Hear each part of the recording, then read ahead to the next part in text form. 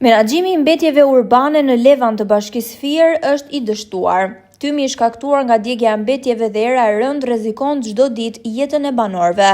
Sipas denoncimeve nga banorët e komunitetit rom, djegja e përhershme e plerave është kthyer në një normë. Gjithashtu ata pohojnë se djegja e mbetjeve është një veprim i qëllimshëm dhe tymrat toksike kanë bërë situatën më të rëndë, duke e përhapur erën e djegjes në të gjithë territorin e Levanit.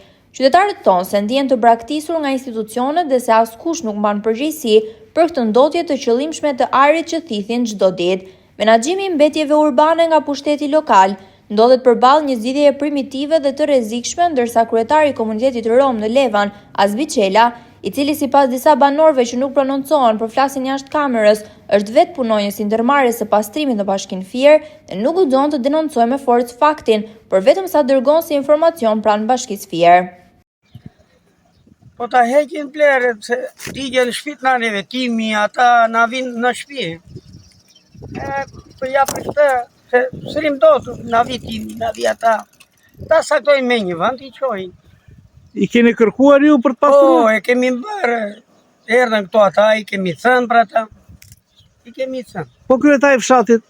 Kryetari i fshatit i ka thënë për ata.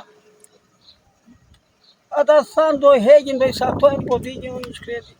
Sa do bëjnë ata.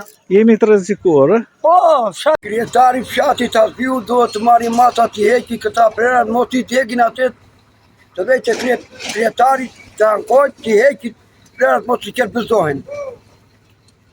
Televizioni Apollon ka kontaktuar me kryetarin e komunitetit rom në Levan, zotin Çela, për të sqaruar pozicionin e tij në lidhje me ankesat e komunitetit për atë drejt për drejt dhe për pushtetin lokal.